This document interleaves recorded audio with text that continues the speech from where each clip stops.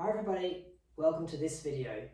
The topic for today is mental stimulation or enrichment. Before we go into the different ways that you might achieve this, I'm first going to explain a little bit more about why it is important. Dogs haven't evolved for the reliable catering service that we provide, so most dogs would prefer to scavenge, find, search, somehow work for their food. Research backs this up as well. Research shows that providing your dog with mental stimulation can help alleviate boredom, can help alleviate stress. We also know that engaging in activities such as sniffing or chewing or licking releases endorphins, which are feel-good hormones, so it can make your dog feel better. We know from research in puppies that puppies who've had experience of working on a Kong or some sort of object to get their food out of, and have had training at a young age, compared to puppies who haven't had that, generally develop as more resilient adults, and they've got better problem solving skills. So lots and lots of reasons to think about how you feed your dog. With this in mind, I've sent Sam into Lotus Pet Centre, and she's going to give you an overview of the different sort of things available to help your dog and keep them stimulated.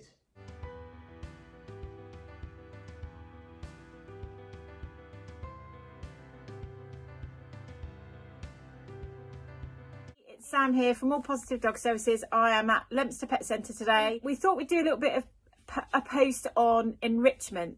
Obviously dogs are getting bored at home.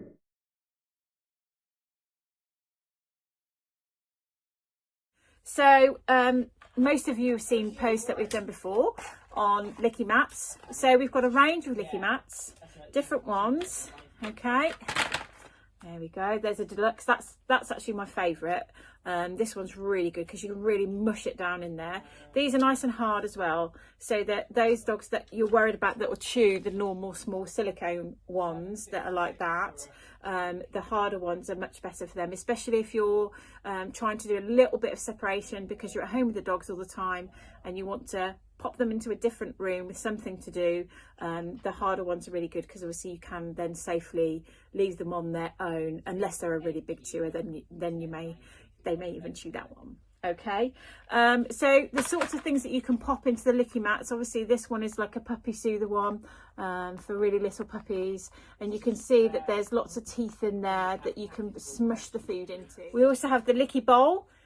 In there you can put anything, your bananas, any of your tin food, any of their biscuits, the dry biscuits soaked, and then you can smush it in. The same with all of the others really. You can also use any dry biscuit if they're on a dry complete diet. If your dog's on a raw diet, you can also use this, but obviously don't then refreeze it. And you can smush it into the edges on this one. This one's got quite nice edges on there. Okay, so anything like that with those. There's also Westpaw, which are new in here at Lotus Pet Centre. These are really good if your dog finds Kongs really frustrating because they're more open. So the dogs can get in there. So our collie's not really into Kongs. He finds Kongs a little bit too much hard work because he's not a massive food. He loves his Keymaps. But he also likes these because it's easier to access. So you're still giving the enrichment that you need to and keeping them busy.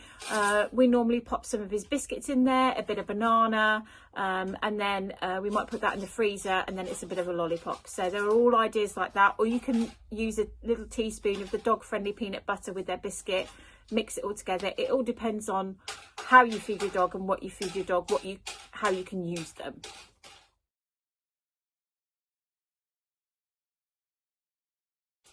There's also something called canine connectables. These all connect together and they give you a variety of options of packing things in different places, and again smushing something soft into the edges, and you can change how these fit together so it makes it a little bit more interesting for the dog.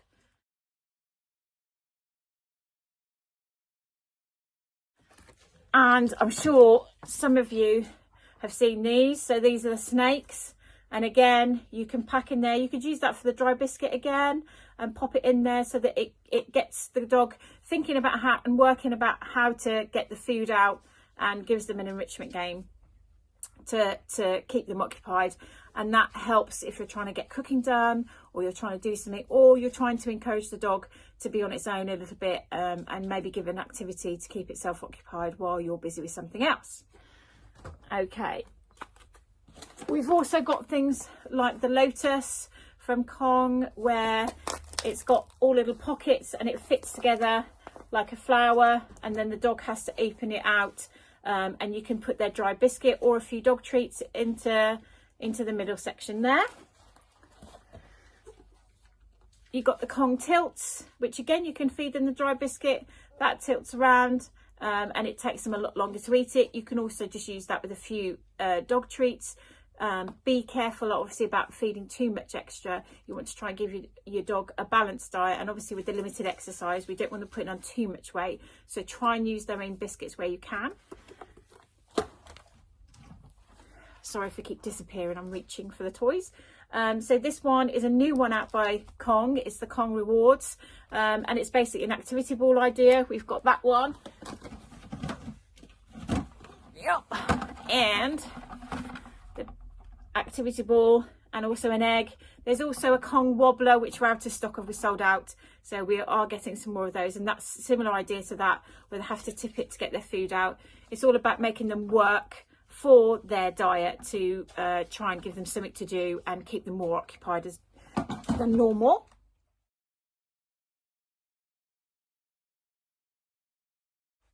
You've got your normal Kongs, okay, and goody bones. The black one is for the dogs that are more chewy, so you can pop those into there and fill those, and again they're really good in the freezer.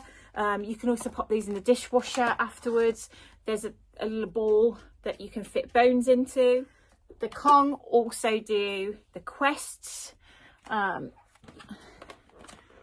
bones and the flowers there, and all of those again you can fill with lots of different things, making sure they're all dog friendly. If you're going to use human food, stay away from anything in the onion family, macadamia nuts, grapes, anything really salty. Vegetables you can use are things like cauliflower, broccoli, carrot, sweet potato. They're all really good to smush in, and just overboil them slightly, and then you can squish them in there, and then pop them in the freezer. So that's really good. Banana is also really good, and that can also be squished in to all of the holes, and you can then also, with any of these, including the licky mats, pop them in the freezer so that it takes them even longer then. And also you can then, it enables you to get a whole pack ready for the next day, so you can get a few different things, get them all together, fill them and smush all the stuff in them, and then pop them in the freezer drawer, and you've got your kit ready for the next day.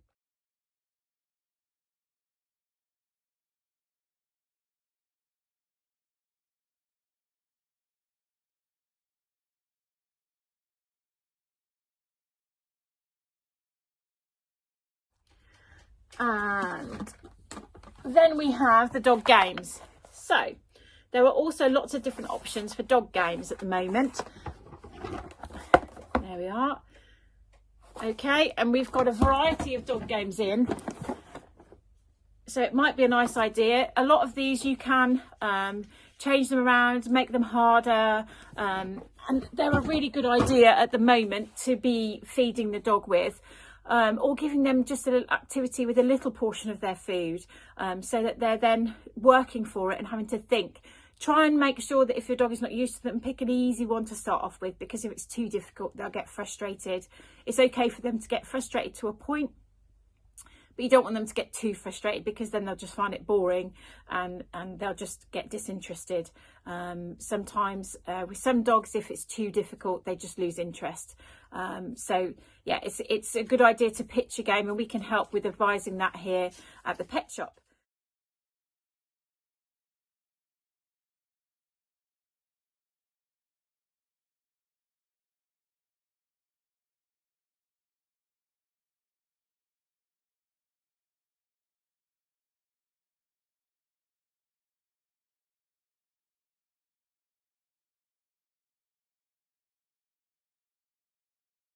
The other thing I wanted to talk about was treats that you can add in. So a little bit of a healthy treat you can add in to these, some of the balls and the tilts that you have to fill with their dry biscuit, just to make it a little bit more interesting. And the dog games, we've got various treats.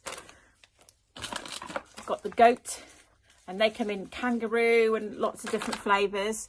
Pet Munchies training treats as well, and Antos do a nice chicken treat, and then we've got the alpha spirit treats. These are all really high meat content, very healthy options for you to add into the dog's diet as a treat. Obviously making sure they don't get too much, and if you're doing lots of training with the dog, it's worth then thinking about possibility of just taking a little bit of their biscuit away if you're adding in lots of extra treats, just so that you're watching their weight.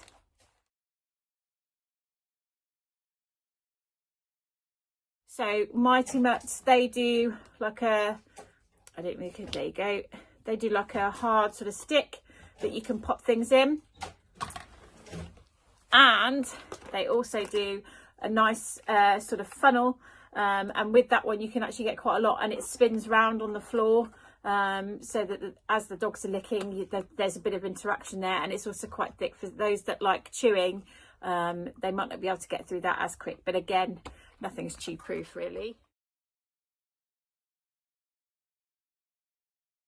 Balls here are called frame balls. They're really good for enrichment because you can roll up socks with little treats or little bits of their biscuit in, and then stuff them into the gaps in the frame ball, so the dog has to work out how to pull the sock out and unroll it, and then they can obviously get some treats out. So it takes a bit of working out. You can use pieces of fleece as well if you've got any old fleece jumpers you want to cut up into strips, and then you can roll them up with the treats in and pop them in. Do be careful though, if you have a dog that likes to eat socks, I wouldn't recommend this game.